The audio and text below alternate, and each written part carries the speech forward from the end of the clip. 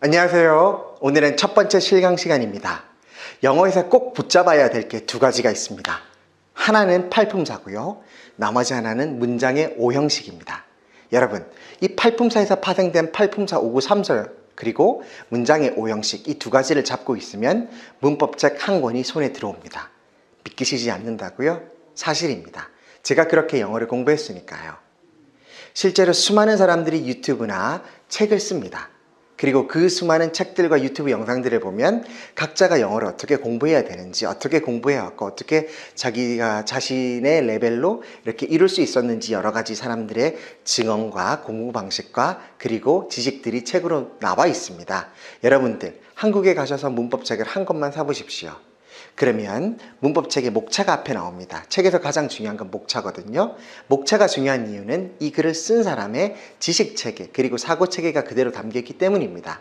자기가 중요하다고 생각하는 순서대로 또는 자기가 중요하다고 생각하는 것들의 배열에 있어서 연관성을 가지고 목차를 썼기 때문에 이 책이 어떤 책인지 목차만 봐도 파악할 수가 있습니다. 진짜 그 학문을 정복하고 싶고 그 책을 제대로 알고 싶으면 목차를 먼저 공부하는 것이 우선이지요. 영어에도 그런 게 있습니다. 저는 그것이 팔품사라고 생각합니다. 문장 구조를 파악하기 이전에 팔품사를 먼저 알아야 됩니다. 팔품사는 문장에 들어가는 하나의 낱개 피스입니다. 낱개 조각이죠. 문장을 구성하는 방법, 즉 문장에는 오형식이 있는데 이 문장이란 것의 정의는요, 마침표를 찍는 거다라는 것입니다. 콤마도 아니고요, 따옴표도 아닙니다. 세미콜론도 콜론도 아닙니다. 오직 period, 마침표를 찍는다. 그것이 바로 문장을 종결 짓는다는 의미인데요.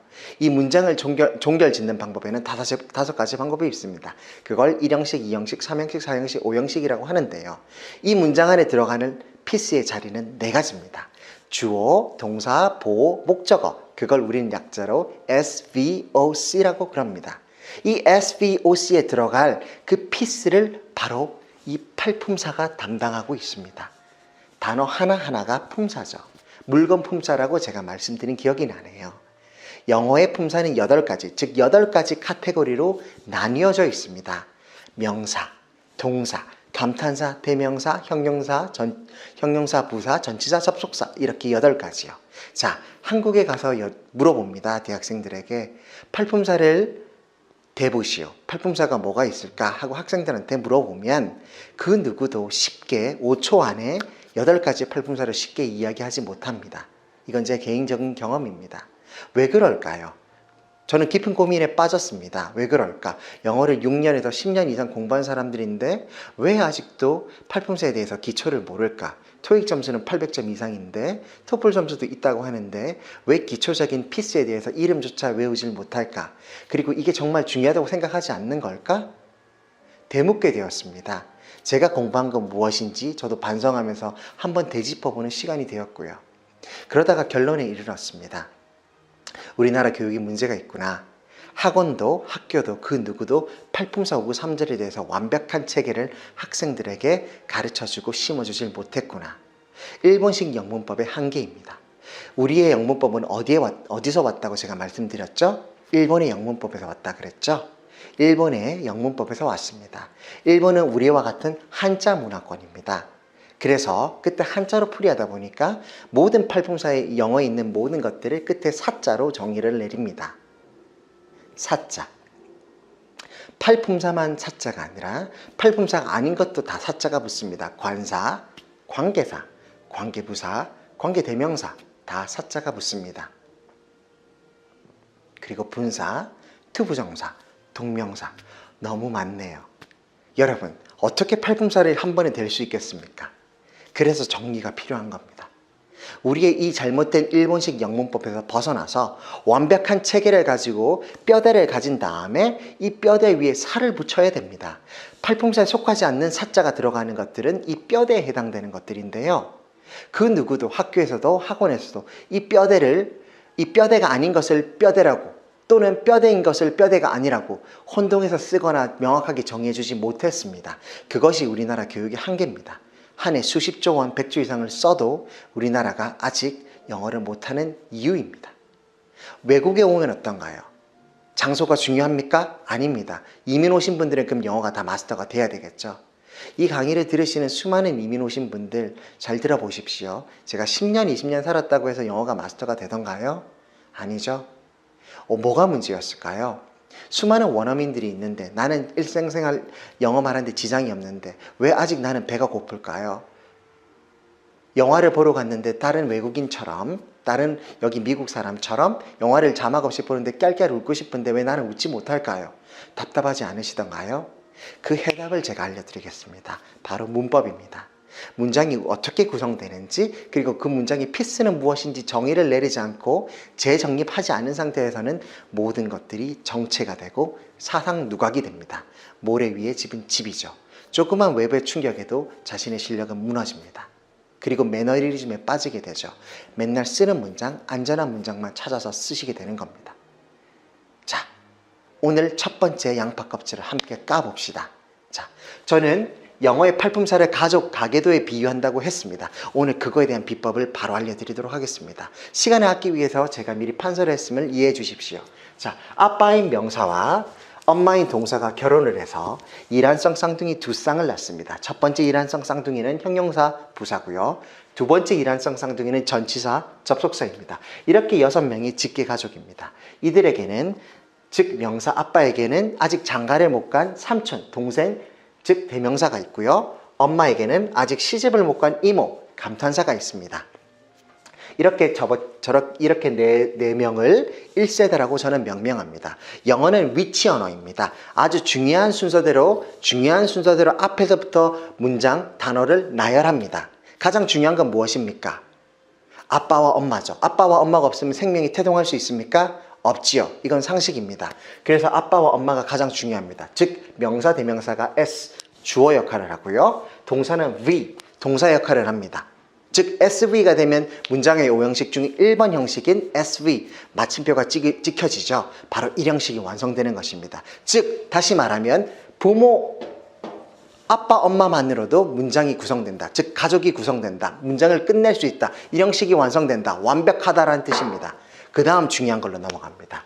엄마 아빠가 사랑을 해서 일란성 쌍둥이를 낳았는데 일란성 쌍둥이의 특징은 성별이 다르다는 거죠. 하나는 남자고 하나는 여자입니다. 남자인 형용사와 여자인 부사가 태어납니다. 제가 기본 가계도에서는 기본 상식 하나, 남성을 네모로 표시하고 여성을 동그라미로 표시합니다.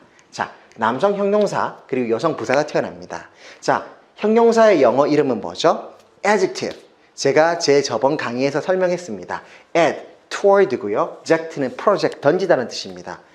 어디로 던지냐의 말인데 바로 명사와 대명사로 던져지는 말이라는 소리입니다.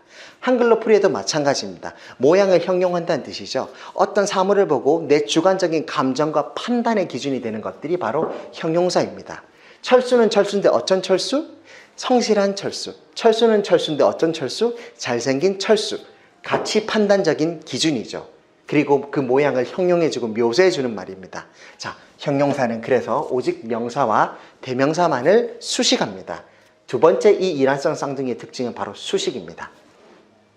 형용사는 명사와 대명사만을 수식합니다. 자, 제가 그려보겠습니다. 명사와 대명사만을 수식합니다. 자, 일란성 쌍둥이의 여자의 동생은 어떨까요? 부사, adverb. add 역시는 toward, 뭐뭐를 향해서라는 뜻이고 verb, 동사라는 뜻이죠. 동사를 향해서 향해 있다. 즉 엄마만 졸졸졸졸 따라다닌다는 겁니다. 자, 막내 여동생을 상상해 보십시오. 가정이 있다면요. 엄마를 따라 시장을 갑니다. 엄마를 따라 목욕탕을 갑니다. 자, 근데 중세시대까지는 문제가 없었습니다. 중세 영어까지는. 그런데 현대 영어로 오면서 이 부사의 역할이 방대해집니다. 왜? 미사여구가 많아지거든요. 학문이 발달하고 사회생활이 광범해지고 사회가 커지면 커질수록 나열해야 되는 단어의 수가 늘어납니다. 설명해야 될 수가 늘어나죠. 그렇게 되면서 이 부사 미사여구의 의미는 굉장히 중요해집니다. 미사여구라고 생각하시면 됩니다. 엄마를 수식하는 게 원래 임무였지만 현대 영어로 오면서 부사는 오빠인 형용사도 수식하고 자기 자신도 수식합니다. 때때로 문장 맨 앞에 나와서 문장 전체를 수식하기도 합니다. 부사는 수식을 위해서 태어난 부차적인 말이란 뜻입니다. 근데 기억해 두실 거는 어쨌든 동사를 기본적으로 수식한다. 자, 제가 화살표를 그렸죠. 이걸 보십시오. 목욕탕을 따라가는 거에 비유를 하겠습니다. 자, 남자의 형용사는 누굴 따라 목욕탕을 갑니까? 아버지와 삼촌을 따라 목욕탕 가겠죠. 남탕을 가야 되니까요. 자, 여자인 부사는 누구 따라 목욕탕 가야 될까요? 당연히 엄마죠. 엄마 따라 여탕을 가야죠. 남탕 가면 안 되겠죠. 그런데 현대로 오면서 얘가 막내 여동생이다 보니까 오빠 방문도 오빠도 따라다니고, 그리고 자기 자신 아무도 놀아줄 사람이 없으면 자기 혼자 인형 가지고 놀기도 합니다. 바로 부사의 특징이란 거 기억해 두십시오. 이들의 운명은 수식입니다. 수식 누구를 한다? 다시 명사나 대명사를 수식하거나 동사나 형용사, 부사 자신을 수식하는 애들이 바로 이란성 쌍둥이입니다. 자, 부모가 금슬이 좋아서 몇 년 뒤에 또 한 쌍의 이란성 쌍둥이가 태어납니다. 전치사와 접속사입니다. 전치사와 접속사의 키워드는 연결입니다. 딱풀이라고 저는 표현합니다. 학생들한테. 또는 달이라고도 표현합니다.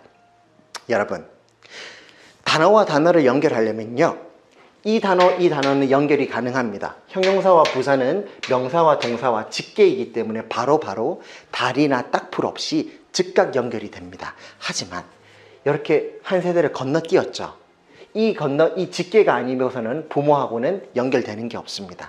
이 3대대는 부모를 수식하고 부모를 만나기 위해서는 스스로가 필요한 존재임을 증명해내야 됩니다. 그래서 이들은 다리 역할을 하게 됩니다. 즉 딱풀이요. 키워드 두 개를 얘기하겠습니다. 전치사와 접속사의 키워드는 각각 전치사에는 구고요. 접속사는 절입니다. 자, 지금부터 제가 암기 위주로 가겠습니다. 외우십시오. 입에 무조건 30번이고 50번이고 100번이고 내뱉으셔야 됩니다. 이 말이 입에 붙지 않으시면 이 강의를 종결하시면 안 됩니다. 전치사를 떠올리시면 즉각 전명구 이걸 100번 얘기하십시오. 자다 깨어나도 전치사라는 얘기만 들어도 전명구가 나와야 됩니다. 설명드리겠습니다. 자, 접속사는요, 접주동절 100번씩 이야기하십시오.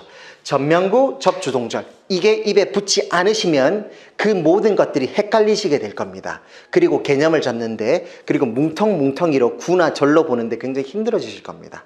지금부터 들어가겠습니다. 왜 제가 이걸 캐치프레이즈로 여러분들께 암기시켜 드리는지요. 전치사는 명사와 합해져서 구를 이룬다, 이 말입니다. 전명구의 뜻은 다시 한번 들어갑니다. 전치사 플러스 명사는 구와 같다 라는 뜻입니다. 이걸 반드시 익히셔야 됩니다. 전치사 뒤에는 반드시 뭐가 옵니까? 명사가 온다라는 뜻입니다. 제가 방금 굉장히 중요한 얘기를 했습니다. 전치사의 종류가 영어에 20에서 30까지 사이인데요. 약 30개가 총 안 될지도 몰라요. 한 30개가 남짓 안 되는 그 작은 전치사의 개수는요, 전치사를 보자마자 뒤에 명사가 온다는 걸 알고 계시면 됩니다. 이게 바로 비법입니다. 이게 바로 요령입니다. 여러분, 전치사를 보시면 뒤에 명사를 예상하십시오. 100%입니다. 단 하나를 제외하고는요. 단 하나가 바로 to입니다. 전치사 to. 제 지난 강의를 보셨으면 알 겁니다. 인류 역사상 단 한 번 통째로 문법 체계가 뒤바뀐 사실이 한 번 있죠. 고대 영어에서. 앵글로색슨족과 바이킹족이 합의한 그 문법. 뭐다? 전치사를 명사 앞으로 놔서 물물 교환을 원활하게 한다. 전치사의 태동. 첫 번째 전치사는 뭐였다? to. 거기서 진화된 것이 바로 투부정사입니다. 그건 나중에 동사 파트에서 설명하기로 하고, 첫 번째, 전치사의 to입니다. 전치사의 이름은 preposition, 앞에 놓인다는 뜻인데요. pre는 앞이란 뜻이고 position은 놓다라는 뜻입니다. 앞에 놓다인데, 앞에 뭘 놓는데, 무엇의 앞인데? 바로 명사입니다. 즉 아빠입니다. 이쪽 두 개는 아빠를 따라가는 겁니다. 아빠 삼촌. 즉 아빠 앞에 놓여서 아빠를 수식해주고 아빠를 연결해주는 겁니다. 자, 예문을 보시죠. 1번 예문. The schools in Chicago. 2번은요. The schools are in Chicago. 두 가지 예문을 들었습니다. 거의 흡사한 스펠링이에요. 두 번째는 그냥 동사 are만 제가 써놓은 겁니다. 제가 전명구가 어떻게 나오는지 보여드리려고 그럽니다. 학교는 학교인데 어떤 학교? In Chicago. 전치사 플러스 시카고라는 명사가 따라 나왔네요. 여러분들이 이걸 보시자마자 한 뭉텅이로 보셔야 됩니다. 전명구. 전치사 플러스 명사는 한 덩어리다. 구를 이룬다. 즉 학교는 학교인데 어떤 학교? 시카고에 있는 학교. 자, 형용사죠. 이게 바로 전치사의 첫 번째 형용사구라는 겁니다. 형용사의 역할은 명사와 대명사를 수식하는 겁니다. 앞에 있는 명사인 school을 인식하고 수식해 주는 겁니다. 학교는 학교인데 어떤 학교? 시카고에 있는, 시카고의 안에 있는 이란 뜻입니다. 자, 두 번째 거 가보죠. The schools are in Chicago. 학교는 있다. 이미 있다라고 얘기했습니다. 그럼 나머지 정보는 별로 필요 없는데요. 나머지 부가적인 정보가 따라 나옵니다. in Chicago. 시카고에. in Chicago에. 동사를 꾸민다고 얘기해도 되지만 이거는 부사적인 요소입니다. 추가적인 내용이거든요. 자, 그래서 이거는 부사구입니다. 자, 이게 바로 예문인데요. 전면구에는 크게 두 가지가 있습니다. 첫 번째 형용사구, 두 번째 부사구입니다. 형용사구라는 뜻은 단어 두 개 이상이 모여서 형용사 역할을 한다는 뜻이고요. 부사구의 뜻은 단어 두 개 이상이 모여서 부사의 역할을 한단 말입니다. 형용사의 역할은 다시 한번 얘기합니다. 명사와 대명사를 수식하는 거고요. 부사의 역할은 동사나 형용사나 부사 자신을 수식한다는 뜻입니다. 자, 여러분 여기까지 했는데 뭔가 힌트가 오지 않습니까? 감이 안 오세요? 자, 여기 세 번째까지 3세대까지 왔습니다. 엄마 아빠랑 굉장히 멀어진 3세대까지 덜 중요도가 떨어지다 보면요. 영어는 제일 중요한 것 순서대로 배열한다고 그랬죠. 1세대가 제일 중요합니다. 엄마 아빠가. 그 다음 중요한 건 2세대입니다. 그 다음에 중요한 게 3세대인데요. 3세대는 스스로 자기가 중요하다는 걸 엄마 아빠한테 어필을 해야 됩니다. 그래서 연결이랑 길을 택한 거예요. 수식은 자기 앞에 태어난 이란성 쌍둥이 언니 오빠들이 다 해먹었으니까 자기들은 엄마 아빠한테 어떤 존재로 쓰여질 것인가를 고민해야 돼요. 그래서 이들은 수식은 오빠 언니가 다 하니까 나는 연결을 하겠다. 대신에 연결을 하면 그 구 자체가 하나의 역할을 해줘야 됩니다. 그 하나의 역할 자체가 언니 오빠가 가지고 있는 특성입니다. 즉 엄마 아빠를 드높이는 것이죠. 자, 엄마를 드높일까 아빠를 드높일까에 따라서 형용사랑 부사랑 갈리는 겁니다. 구의 정의는 무엇입니까? 단어 두 단어 이상의 단순한 조합입니다. 그 안에 주어가 있으면 됩니까? 동사가 있으면 됩니까? 안 됩니다. 주어와 동사가 없는 단순한 두 단어 이상의 조합. 자, 전명, 전치사랑 플러스는 한 단어, 최소 두 단어죠. 두 단어 이상의 단순한 조합이고 주어 동사가 없습니다. 그러니까 구가 되는 겁니다. 구의 종류에는 두 가지가 있습니다. 형용사구, 부사구. 형용사구, 부사구. 예문은 이런 겁니다. 자, 접속사로 갑니다. 전치사가 구를 이끌었다면, 자, 그 다음은 접속사입니다. 접속사는 절을 이끕니다. 이때 절은 종속절을 얘기합니다. 이거 중요합니다. 자, 전치사는 단어와 단어를 연결한 딱풀이었다면 접속사는 문장과 문장을 연결한 딱풀이었습니다. 근데 이때 접속사가 이끄는 문장은 주인에게 종속된 종이 되는 문장입니다. 그러므로 접속사가 이끄는 종속절은 그 문장이라고 얘기는 하지만 홀로 존재했을 때는 반드시 콤마가 찍혀야지 마침표가 찍힐 수는 없습니다. 그러니까 최종 문장은 아니라는 소리입니다. 덩어리는 크지만요. 자, 접주동절, 접주동절. 접속사 플러스 주어 동사, 주어 플러스 동사는 절을 이끈다. 이 절의 종류는 다음과 같다. 세 가지가 있습니다. 바로 이것이 3절이란 겁니다. 팔품사 5구 3절의 3절이 바로 이 3절입니다. 똑같습니다. 언니 오빠랑 똑같아요. 형용사 역할을 하는 형용사절, 부사 역할을 하는 부사절, 그리고 마지막으로 특이하게 명사 역할을 하는 명사절이 있습니다. 자, 즉 아빠와 삼촌이 될 수 있다는 소리입니다. 자, 이렇게 외워두시면 됩니다. 예문을 하나 볼게요. 형용사절은 우리가 얘기하는 관계사가 들어간 예문입니다. 관계대명사, 관계부사가 쓰인 게 다 형용사절이거든요. 형용사 역할은 뭡니까? 명사와 대명사를 꾸며주는 거죠. 자, 보십시오. She's a teacher. 문장이 한 문장입니다. 그 다음 She is my sister. 이게 두 번째 문장입니다. 두 문장과 문장을 연결해 주려다 보니까 하나를 생략하는 거죠. 이게 바로 관계사입니다. 관계사. 후라는 관계사로 딱풀로 이렇게 붙인 겁니다. 붙인 거. 문장 1, 문장 2를 딱풀로 붙인 겁니다. She's a teacher. 그녀는 선생님인데 어떤 선생님이냐? 그녀는 나의 여동생이다. 라고 한 겁니다. 그래서 이 선행사라고 하는 teacher는 명사, 선행사거든요. 명사를 수식하니까 뭐가 됩니까? 명사 수식 형용사가 된 거죠. 그래서 이 종속된 이 절 자체가 접주동, 접주동, 접주동 이 자체가 명사를 수식하는 형용사절이 되는 겁니다. 그리고 다음 문장. This is a church. 이것은 교회입니다. 문장 하나. 두 번째. The church I attend. I attend the church. 나는 이 교회에 다닌다. 접주동 나왔죠. 저를 이끈다. 그러면 이렇게 괄호 치시고 한 대로 묶으시면 됩니다. 그럼 이게 하나의 의미 단위예요. 내가 다니는 church는 church인데 무슨 church? 내가 다니는 또 명사인 church를 꾸며줬네요. 내가 다니는 church. 즉 형용사 역할을 했죠. 바로 이런 게 형용사 절입니다. 부사는 어떻습니까? 부사는 제가 아까 설명 안 한 부분이 이건데요. 부사는 문법책에 이렇게 용법이 많습니다. 다 알아두셔야 되느냐? 예, 다 알아두셔야 됩니다. 혹자는 어떤 책에서 이거 다 쓸모없다라고 얘기합니다. 아닙니다. 쓸모 있습니다. 왜 쓸모가 있을까요? 적을 알고 나를 알아야 영어가 정복이 가능합니다. 모든 게 그렇습니다. 필요한 거 차포를 장기 뜰 때, 바둑 뜰 때 유리한 거 다 떼주고 뭘 배웁니까? 아닙니다. 그렇게 배울 수가 없습니다. 기본적으로 알아야 될 거면 제가 1칠판에 다 적었기 때문에 여기 칠판에 있는 건 다 외우셔야 됩니다. 자, 부사란 이런 겁니다. 부차적인 말이라면서요. 첫 번째, 부사가 나타낸 건 크게 세 가지입니다. 장방시 들어보셨습니까? 장방시 세 개를 입에 달아 놓으셔야 됩니다. 이게 기본 부사의 용어입니다. 장소, 방법, 방향 또는 시간, 때를 얘기합니다. 그리고 나머지가 플러스가 된 개연들이 바로 이런 거예요. 이유, 목적, 조건, 결과, 정도, 동시동작. 그리고 하나 더 있네요. 양보.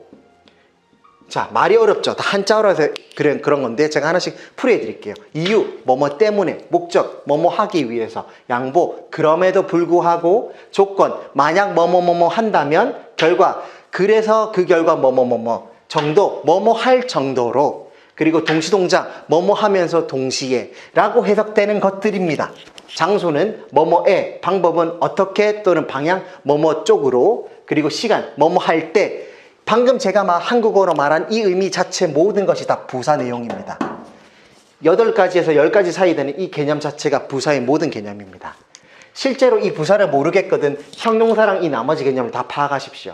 그러면 나머지는 다 부사입니다. 이 칠판 안에 벗어난 내용은 나오지 않습니다. 그런데 먼저 부사를 먼저 알고 이게 이런 거라더라 하고 외워놓으시면 나머지 이게 앞으로 이게 부사적 내용이구나 하고 미리 알 수 있기 때문에 더 유리하십니다. 외워두십시오. 이해하시면 됩니다. 자, 부차적인 내용에는 이런 것들이 있습니다. 자, 그래서 부사절 예문을 보면 바로 이런 거죠. I live in Korea. 나는 한국에 살았다. 이게 1번 문장이고요. 2번 문장은 I was young. 나는 젊었었다. 나는 어렸었다. 1번과 2번 문장을 합치려면 딱풀이 필요하죠? 바로 접속사가 필요했던 겁니다. 딱풀. 1번 문장, 2번 문장 합치니까 딱풀. 그런데 내가 한국에 살았다랑 내가 어렸을 때랑 합치려고 하니까 그냥 한번 합쳐본 겁니다. 접속사로. 말하는 사람 마음입니다. when으로 붙였습니다. 나는 한국에 살았다. when I was young. 내가 어렸을 때. 시간대죠. 부사로 쓴 겁니다. 부사 역할, 부사절. 자, 종속절입니다. 밑에 거 보시죠. I was happy because you passed the exam. 나는 행복했다. 1번 문장. 2번 문장. Because you passed the exam. 너는 패스했다. 그 시험을. 그 시험을 패스했다는 두 번째 문장입니다. 두 개 붙여야죠. 자, 접속사 because를 썼습니다. 그랬더니 어떻게 됐느냐? I was happy because you passed the exam. 나는 행복했다. 왜냐하면 이유죠. 이유. 부사입니다. 네가 그 시험을 패스했기 때문에. 바로 이런 것들이 부사적 용법이라는 뜻입니다. 이해 가시나요? 자, 마지막 3번. 명사절로 쓰이는 건 접속사는 어떤 게 있을까?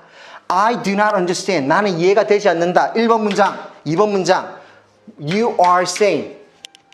You are saying. 주어 동사 나오네요. You are saying. 네가 말하고 있다. 네가 말하는 것. 이게 2번 문장입니다. 합쳐볼게요. 자, what으로 합칩니다. 접속사로. 접주동. 다 접주동 보이시죠? 접주동. 합쳐집니다. 그러면 문장이 하나가 됩니다. 나는 이해가 되지 않아. 뭐가 이해가 되지 않는데? 네가 말하는 것이 이해가 되지 않아. 하는 목적절이 됩니다. 목적어가 되는 거는 바로 명사거든요. 명사절이라고 하는 것입니다. 자, 이것이 바로 예문들입니다. 여러분 이해 가시나요? 어려우신가요? 첫 번째라서 어려우실 겁니다. 만약에 이해가 하지 않으신다면 제 강의를 지금 이거를 한 번 더 돌려보십시오. 이해가 될 때까지. 저 8개가 전부입니다. 여기서 더 나올 게 있는 것이 문법책에 수많이 등장하는 것. 관사. 자, 관사는 바로 형용사입니다. 관사에는 정관사가 있고 그리고 부정관사가 있습니다. 정해진 관사란 뜻이고요. 정해지지 않은 관사라는 뜻입니다. 자, 정관사는 더라고 하고요. 부정관사는 또는 on이라고 얘기합니다. 처음 보는 것에는 어나 on. 이미 알고 있거나 두 번째 얘기에서 우리가 이미 서로가 알고 있는 것은 더라는 걸 붙입니다. 그래서 형용사의 앞에 붙이는 게 바로 관사입니다.